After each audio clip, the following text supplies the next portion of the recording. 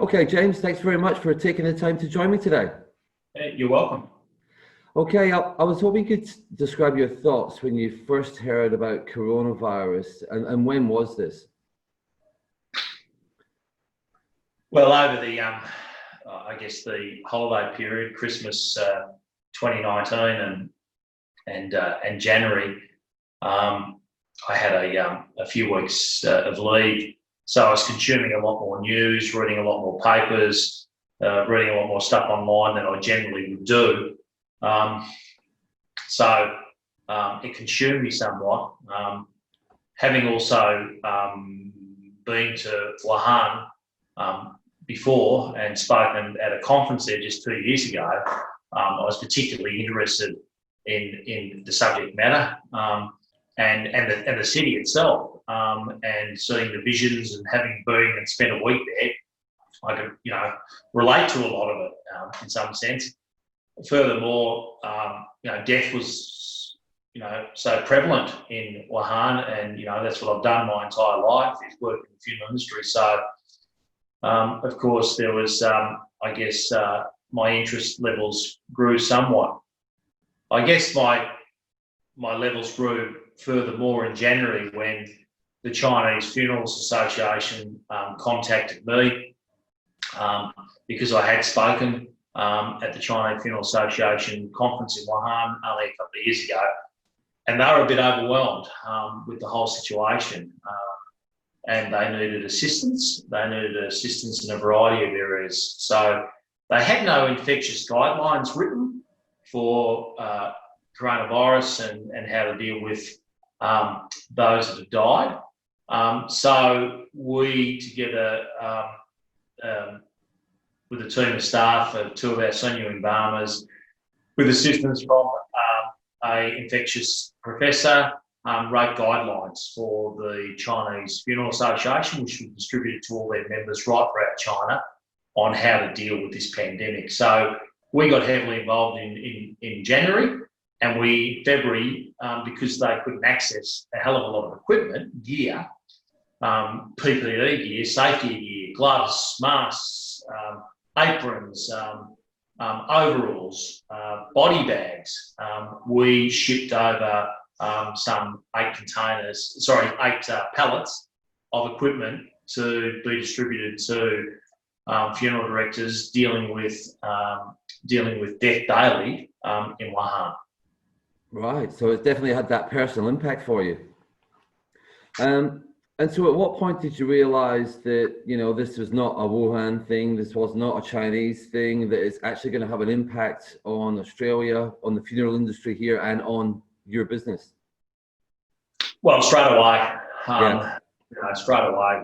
And over Christmas, and watching the news and seeing that death toll continuously rise, to seeing the vision that was coming out of hospitals, and in the streets, and I was acutely aware that it would hit our shores at some stage.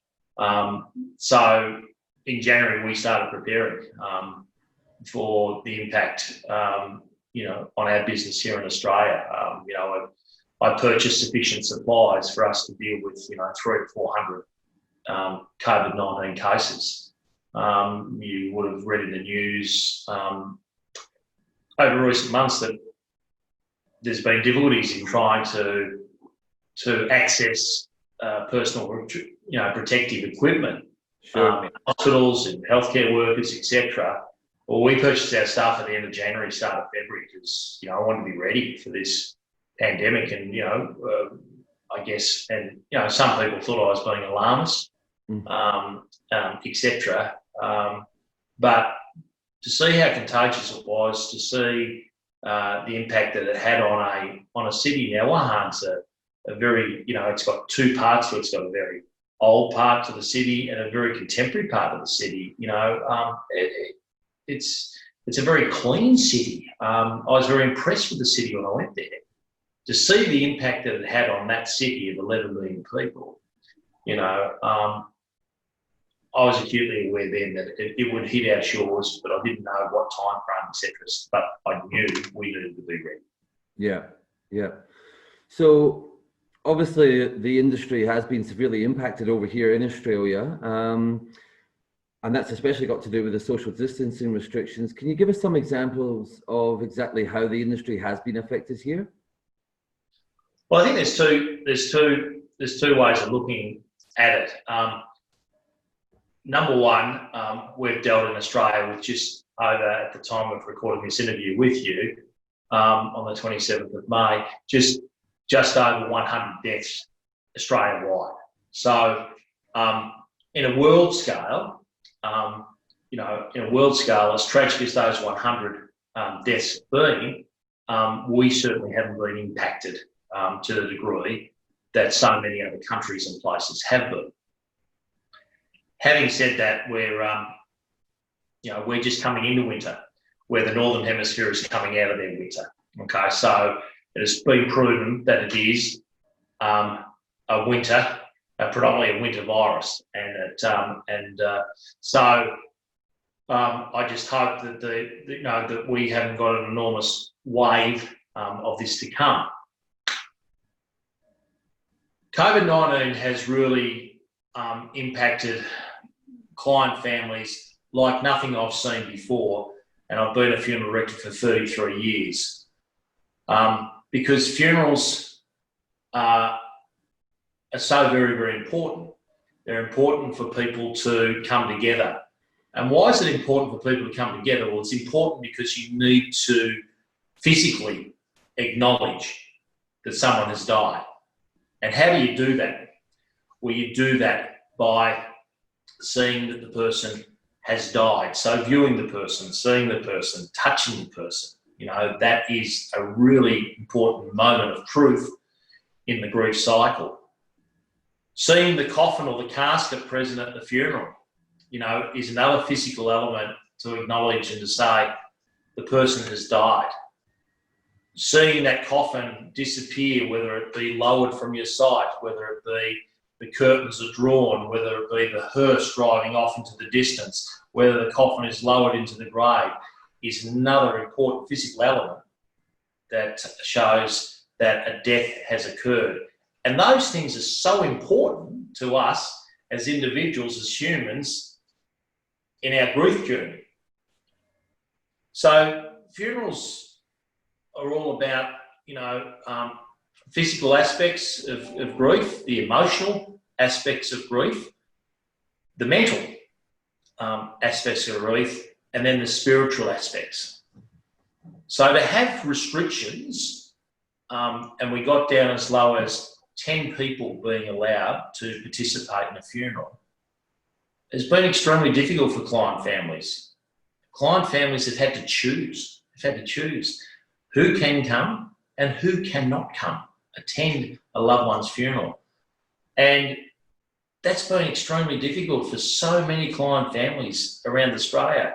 And the Prime Minister mentioned it at the Press Club in Canberra yesterday in his speech to the nation, saying that it hit him most when he received a letter from a young girl writing about how difficult it was for her and her family, the death of her father, and that's where it really resonated with the Prime Minister to say, gee, it really put it in perspective for him.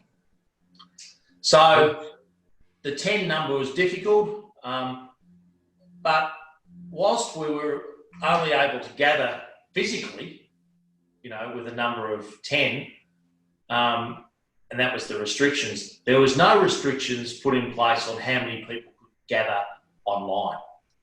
Right. So we've seen record numbers of funerals live streamed right around the nation. We've been live streaming funerals for 15 years, and we would do a handful of funerals per week. We've been consistently doing live streaming over 100 funerals per week in recent months. To enormous crowds. We had one funeral where there was 1,700 separate logins to that particular funeral, 1,700. So 700 phones, etc. So, and that's been so important. It's been so important because people have been isolated, they've been at home, They haven't been able to see loved ones. They haven't been able to see friends. Throw in families who haven't been able to visit their mum or dad or grandparents or what have you in aged care facilities because they were in lockdown too. Having a funeral has never been so more important than during this ISO time, because ISO was difficult enough. Throwing grief to the situation, it really takes the complexity of it all to new levels. So I think that it's been very difficult for families, but we've seen some really creative funeral thinking, which has been positive. And I think that we've seen funerals that will change, I think, forever and a day as a result of COVID-19, particularly around attendance, where once upon a time, aunties have died, you lived in Queensland, you think nothing of jumping on a plane and going down. Well, then moving forward, people will think nothing of expecting to be able to live stream that funeral, and still be able to participate, albeit not physically. Sure. But certainly emotionally, mentally, and spiritually. Yeah, no, definitely. And it reminds me of something I just read yesterday. There's a minister in the UK that resigned. I think he was a minister for Scotland, but in the UK Parliament. And one of the reasons for resigning is because of that trip that government advisor made. And he said, if my constituents can't say goodbye to their loved ones, in the manner to which they would expect, then I can't, that was his predicament, and he resigned because of it. So it's definitely highly meaningful. Yeah. Now, Tobin Brothers is one of the first funeral businesses in Australia, I believe, to get involved with social media. I think you launched a Facebook page way back in 2011, and you had a digital chapel concept back then. So how has Tobin Brothers used social media to try and mitigate the hurdles? I mean, obviously, you've just spoken about the virtual funeral. Is there anything else you guys have been doing since the onset of COVID-19 to help engage with communities, that sort of thing? Well, I think that the fact that we have been first movers in a variety of areas over the years meant that when COVID-19 came about, in a sense, we were ready in so many different ways to deal with it. For example, we developed an app in 2011 called Memory Maker, which essentially has all the elements of a funeral in the palm of your hands for you to consider, for you to make informed choices and decisions in and around a loved one's funeral. So when we couldn't meet with people physically, we didn't. As many funeral companies are still using folders, albums, etc. We're totally digital, so our client families were able to make really, informed decisions, and so it was a smooth process in a sense. So our app, and it's the only app of its kind in the world still today. We redid it just 18 months ago and modernised it, made it more contemporary, more interactive, etc. So we're already made for COVID-19 with the app.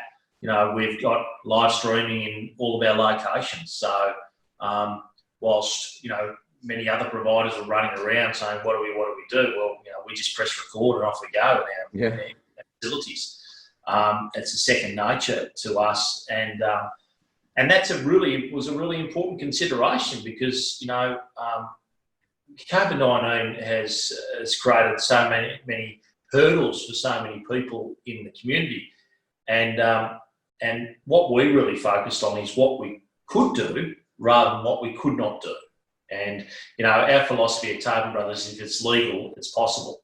So we'll do anything, and it's a can-do attitude. And COVID-19 has certainly been a time where we've needed to do a lot of things and dare to be different, etc.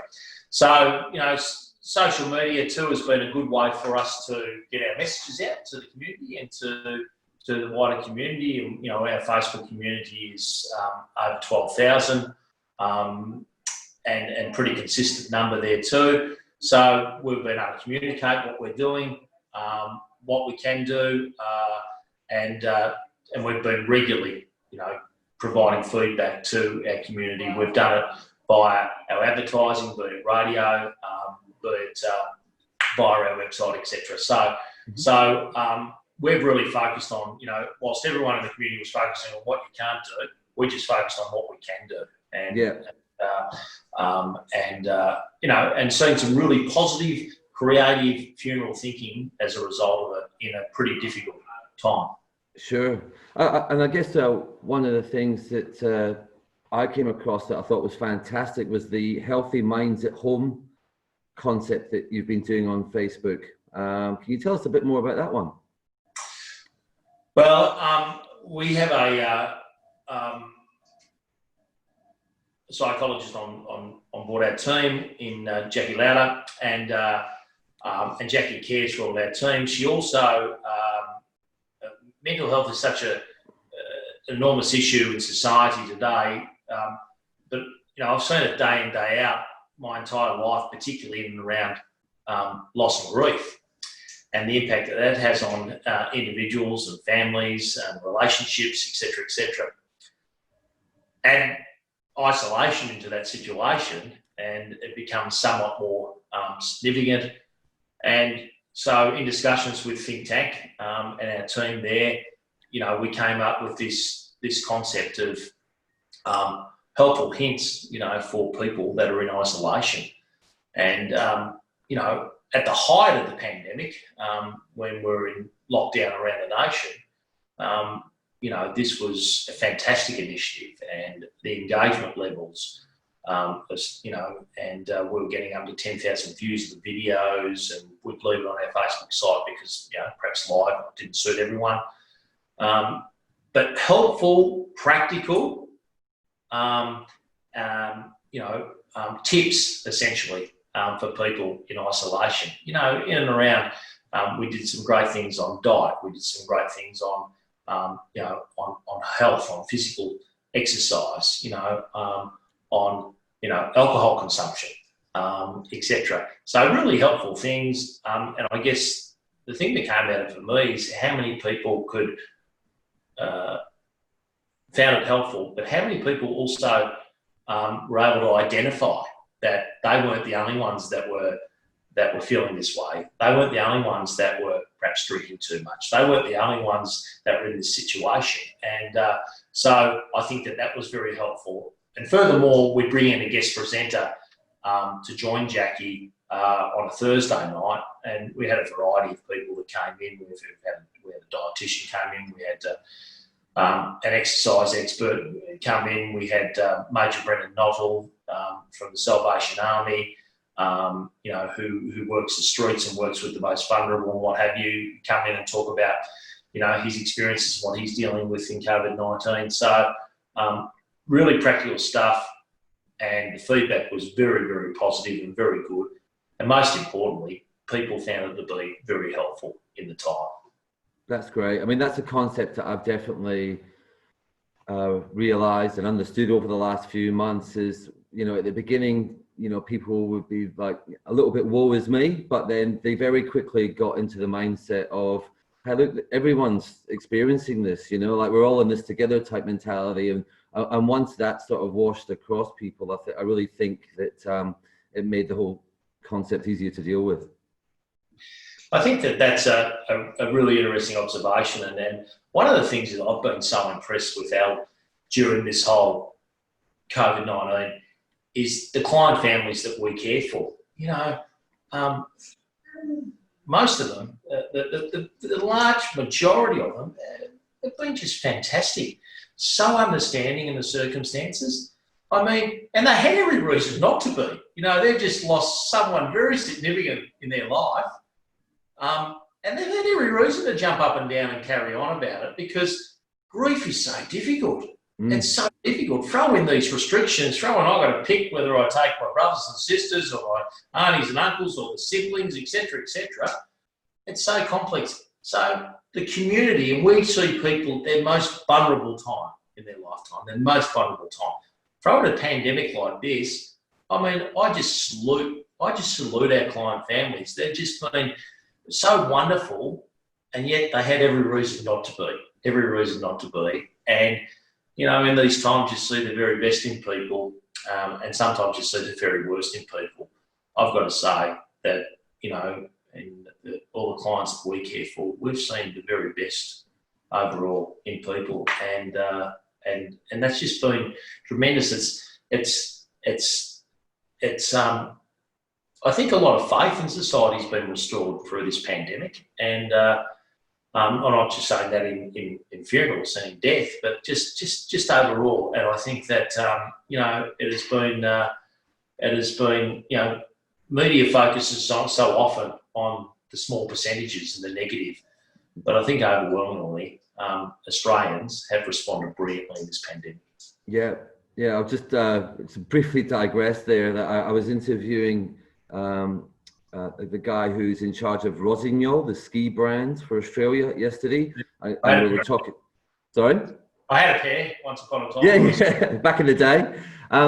But we're chatting about difficulties that industry is facing, and incidentally, they've been supplying goggles to doctors in California. So, Yeah. but not so much Rossignol, sorry, I'll just, but the industry or the mountains. But, when I mentioned that I was going to be speaking to you today, he was like, he kind of made a noise as if to say, my problems don't mean a thing. Like, imagine, what James has gone through, like it's definitely a tough situation in your industry, and he understood that straight away. So now I noticed that you personally have used social media to address your audience, to provide some context to the social distancing restrictions. Can you tell us more about this process and how you've actually found this activity to be? Well, I think that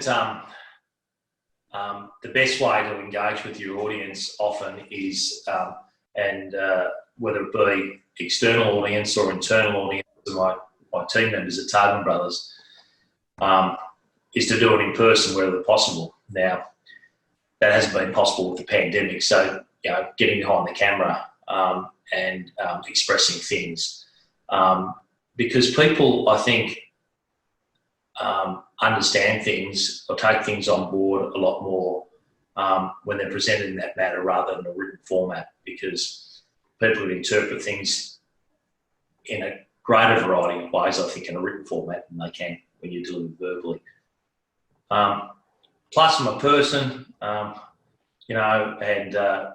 this is real what we're dealing with, and it impacts on every single person. As I keep communicating to our staff, I don't think that there is a family that hasn't been impacted in some way or another by COVID-19. So I felt it was a very good way to go to our community. Furthermore, to our client family, so it's on our website too.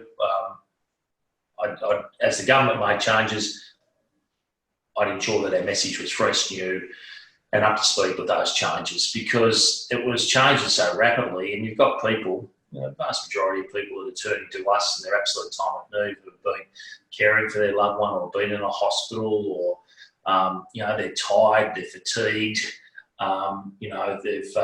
they've still got to deal with the normal day-to-day things of life, and then add in a death there. So communication, verbal, visual, and with the key messages has been a really important way, and by and large, people have really appreciated it.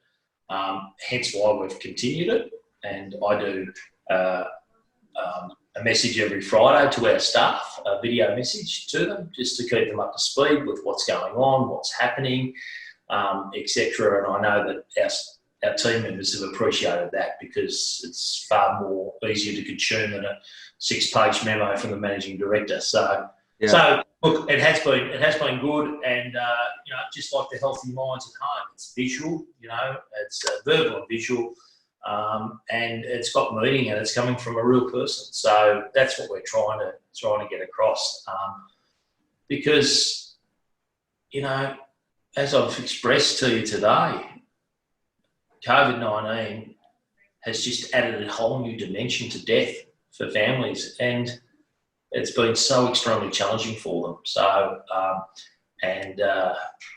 so it's important that we were clear in communicating with them. Yeah. I mean, I thought I particularly like how you explained the areas that could be considered grey. You know, when a family's thinking, oh, well, it says this, but could I maybe do this? And it was like, then you went at length to, you know, this is exactly what it is, you know. So hats off to you for that one. So now, from what I understand, Tobin Brothers is about helping those that have lost loved ones to celebrate their lives, it's, you know, life celebration. So what are some of the ways that families have been using technology to negate the effects of social distancing? I mean, obviously you're talking about live streaming the event. Have you heard of other things that they're using, other platforms?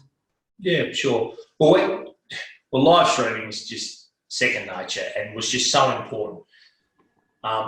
And our role as funeral directors is to give people permission to do things that they didn't think were possible. Give people permission to do things like that. Because remember, all of us will probably be involved in arranging 1, 2, possibly 3 funerals at the most in our lifetime. So it's really important that we're able to provide client families with options and meaningful ones at that.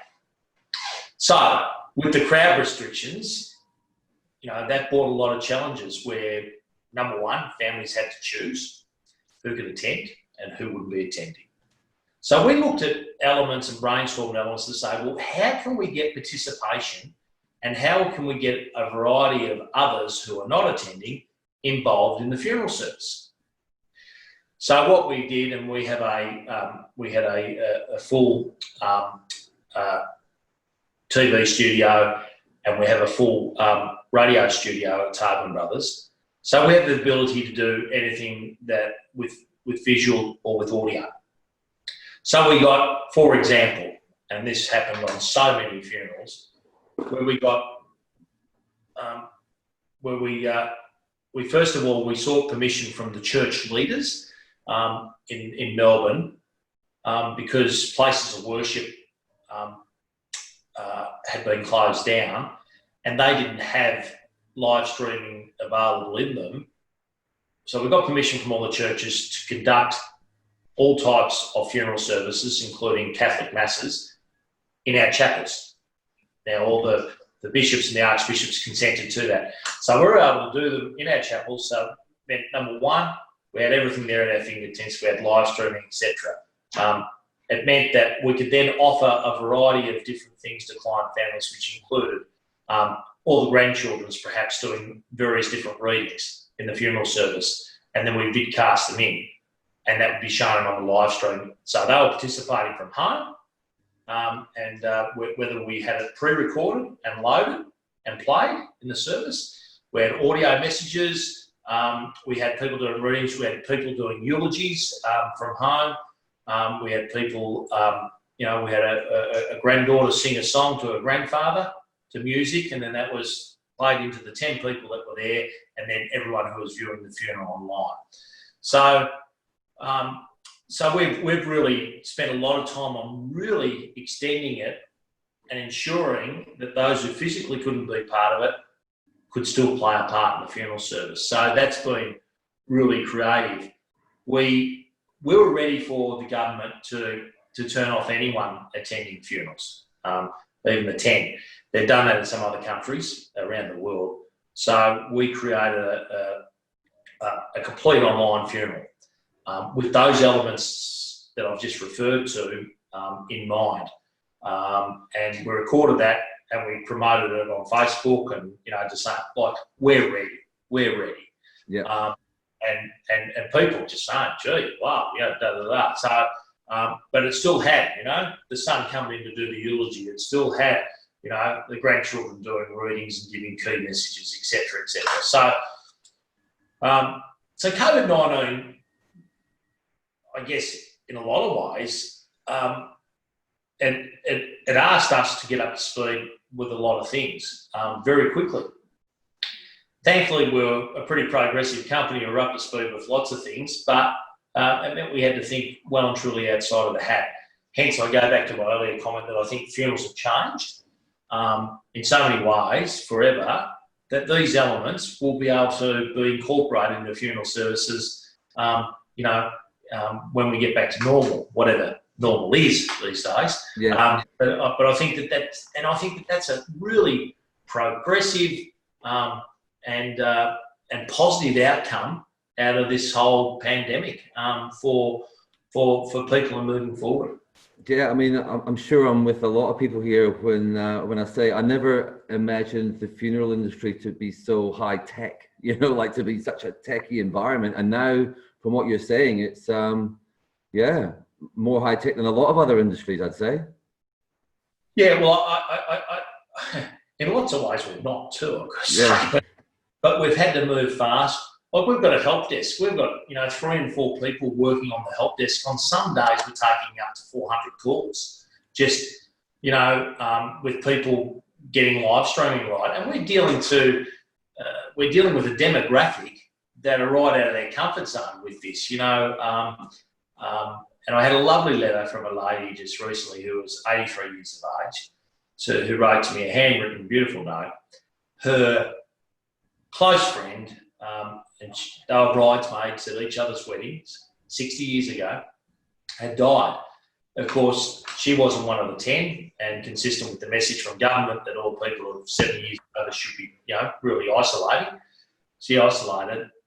But she wrote me a note because she had a tablet and she rang ahead to our help desk and they helped her download Chrome and do all this that you need to be able to view the funeral. Anyway, she wrote me a beautiful note to say that that she sat in the lounge room. It was an afternoon funeral. She poured a glass of champagne. She had a toast to her girlfriend. She watched the funeral service. She felt really a part of it. She said that visually it was so powerful and meaningful, and it gave her important closure to her friend's death. So there's an example of what we're dealing with, and the calls we're getting, each and every day to the help desk. People are just so appreciative. They're frustrated because they're dealing with something out there, but they're learning at the same stage too, and gaining a new sense of confidence with this technology.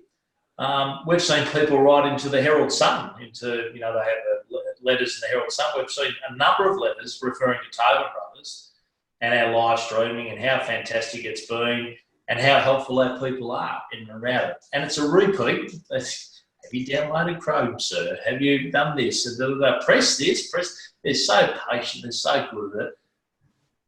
The people are so appreciative of it. And most importantly, people get to participate and they get that important closure to a friend's funeral. And this live streaming, I look at workplaces, we deal with, a guy might have been, died, who worked at a certain company for many years. Well, the company needs to still go on the day of his funeral. Well, there's no reason why people can't participate, because we can just press record on every single funeral moving forward and they can tap in. So I think that technology is going to play a key part in funerals in moving forward forever and a day. Yeah, I agree with you there.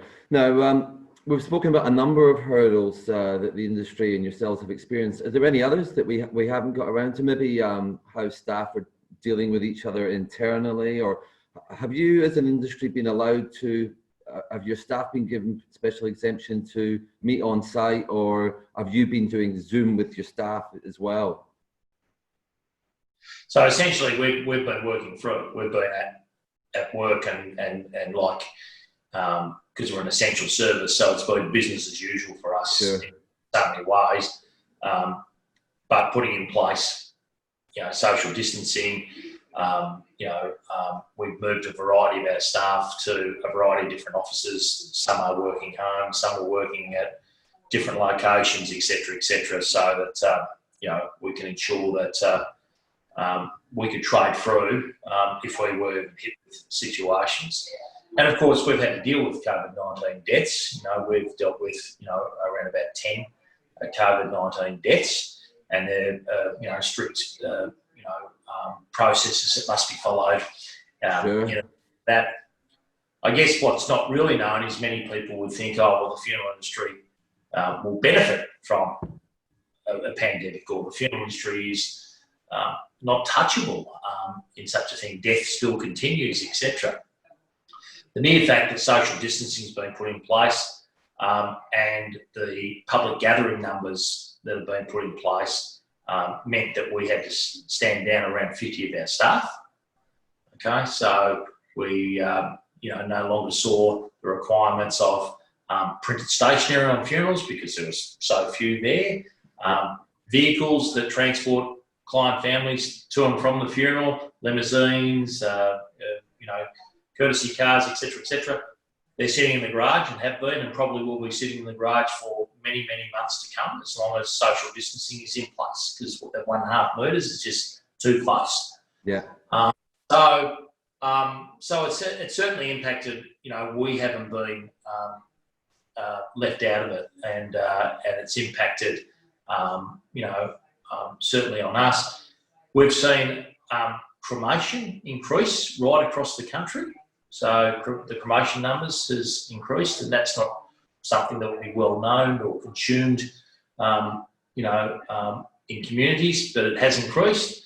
And I think that's just the simple fact that, many people are saying, well, we can't get everyone together now. We'll have a cremation, and we'll do a celebration later on when everyone can participate. We've certainly had a variety of people that too, particularly in our multicultural community, have said to us, we'd like you to care for our loved one, embalm them and care for them. And when the public gathering restrictions are lifted, we'll then have a funeral for them then. So we've certainly had a number of families ask us to do that for them also. Okay, yeah, I'd actually wondered that well before our catch up, like, is that something that is possible and are people doing it? So it's definitely an option. Yeah, it's certainly an option. And, people from that, people say, well, how long can that last or what have you? Well, we've had people in our care before. We had an Asian gentleman in our care here for 9 months in years gone by, because the family wanted to wait, for the alignment of moons, etc. And there was a date well into the future that they, wanted to carry out the burial of their father. And, in an embalmed body, and it's in our care, our embalmers would care for them daily and ensure their longevity, so it could last for months, even to years if we needed to. Yeah, right. Well, one of the other industries that I guess would be impacted as a flow-on effect would be hospitality, for people having wakes. That would be another one that would take a hit. Yeah, we have a full catering division. We've got 4 chefs on our team. Full commercial kitchen, refrigerated vehicles that deliver food to all locations, etc. Well, essentially, the vast majority of that workforce was stood down also because there weren't wakes, and I guess that's the light-hearted side of the funeral, but where the stories come out. There are, more memories come out, and where you continue to celebrate the loved ones. So that's been difficult. You have the funeral service, and then essentially you go and hop in your car and you go home. That's what it's been like. So a real change, and that's a really important element, the celebration after the service, to support one another, to have some laughs, to have some tears, to have some storytelling. That's another important element of closure, in our journey in grief. It's funny, it just reminded me of something that growing up in Scotland, I remember older people saying to me, and I was like, I don't know, 12, 14, Alistair, there's nothing like a good wake, like people really enjoy it, and again, that's that whole thing about celebrating lives. Yeah, that's right. I think there's a variety of people that do wakes pretty well. I'm not sure that many would beat the Irish, I've got to say. They do it prior and on the day and after. So and they're pretty good at it too. So, pretty good at it too. The Olympic champions. Now, what does the light at the end of the tunnel look like for Tobin Brothers and for the industry as a whole? Well, I think that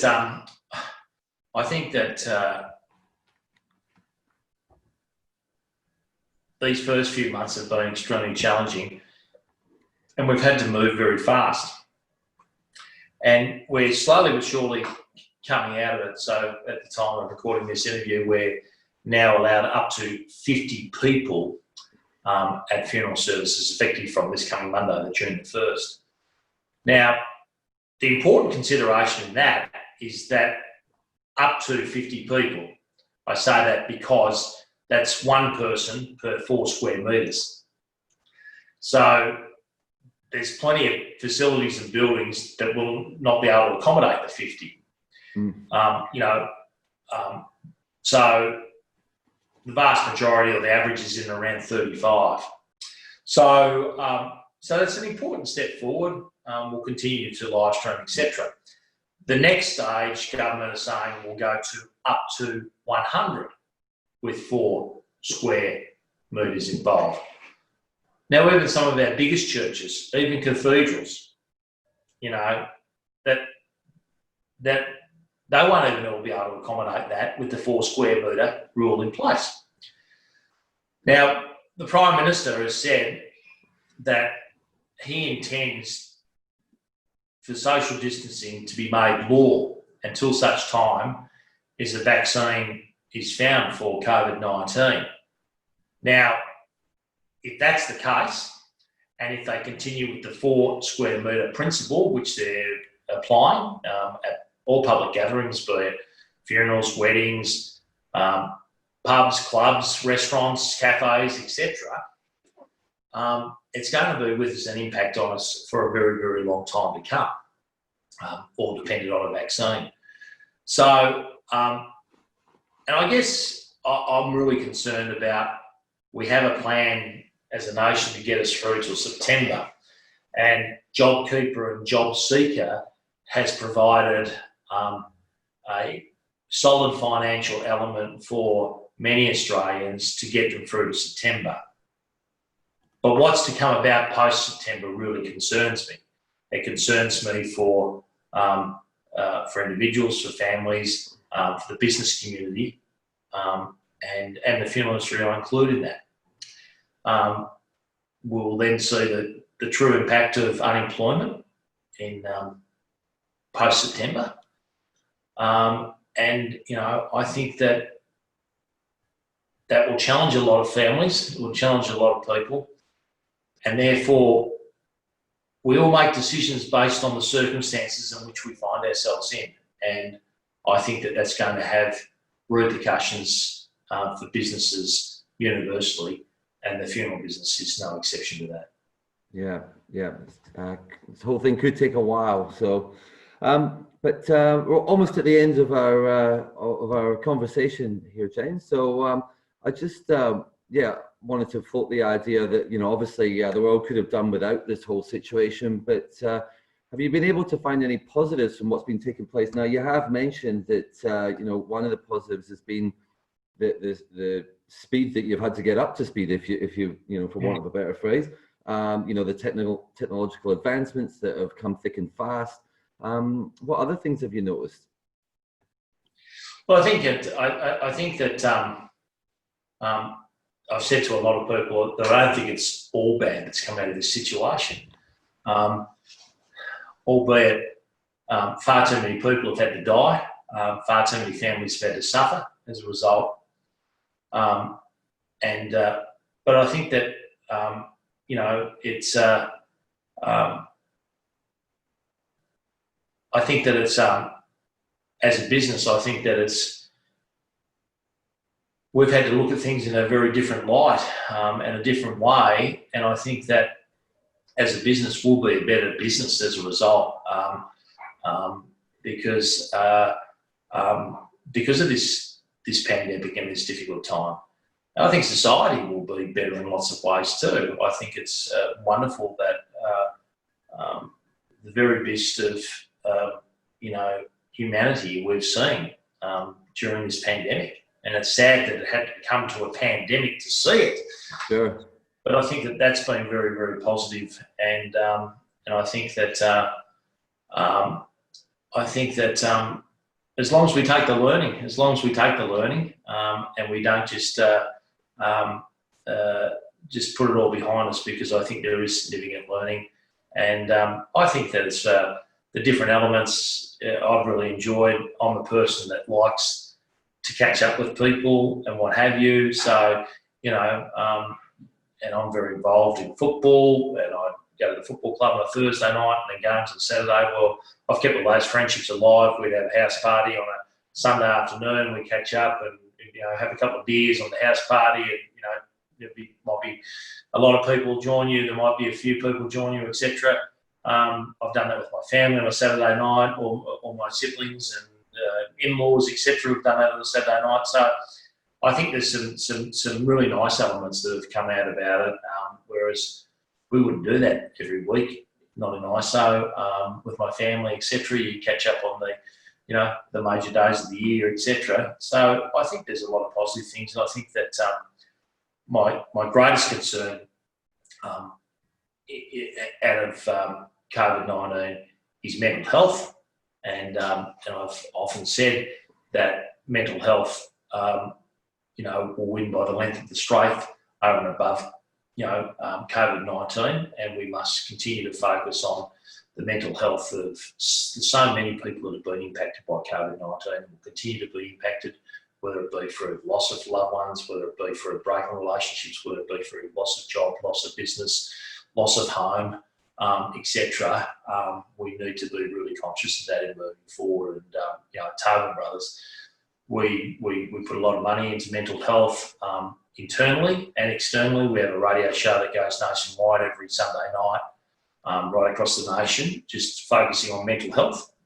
And we've done that. We've done it for 18 months now, but it's never been a more important time to be a part of it, because the reality is that mental health is treatable, and we need to keep getting the message out there so people can identify to say, gee, there's others that feel the same way as me, okay? I'm not the only one, and encourage them to get help, because at Tobin Brothers, the last thing we want to be doing is doing funerals for those who could have got assistance along the journey. So it's a real passionate thing. I'm really passionate about mental health, and anything we can do as a company and a good community citizen to help those out there who are struggling with mental health, that's a part of our mission today and moving forward in the future. And what a great mission that is. That's great to hear. James, well, it's been a pleasure having this chat with you today. Learned quite a bit myself, and I just wish you and Tobin Brothers all the best for the coming weeks and months. No, thank you, Al. Good to spend time with you. What part of Scotland are you from? I'm from Fife, on the east coast near Edinburgh. Okay. So all my family hail from Skye. Oh, Isle of Skye, yeah, nice one. Good whiskey country over there, I think. The MacLeods, my family still, is a great uncle still owned the distillery there. Oh wow, okay, yeah. Yes, Isle of Skye, distillery. So I was supposed to be there in a couple of weeks' time. Well, I guess that's what the bottle shop's for then. Yeah, that's right. That's right. Yeah, my surname's Black, but my father's side is the MacLeans. So okay. They're over that way as well. So they spelled with an MAC or an MC? To be honest, I can't actually remember, because we never use the name, because it's always Black, But yeah.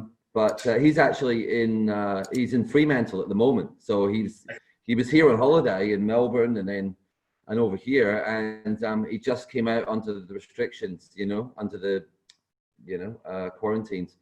So he was meant to go back a couple of months ago, but surprise, surprise, he had a change of heart. Thought he'd stick around in Australia for a bit longer. No, it could be in worse places. Absolutely, sounds good. Well, Al, just in whatever you decide to do with him, Satira, can you just copy me in? So I just, of course, call or someone comes to me for comment or et cetera, et cetera. No worries, will do. Thanks, Al. Thanks for your time. Nice to meet with you. You too, James. Hope to chat with you again sometime. Cool. Good on you, mate. Bye-bye now. Bye-bye. Bye-bye.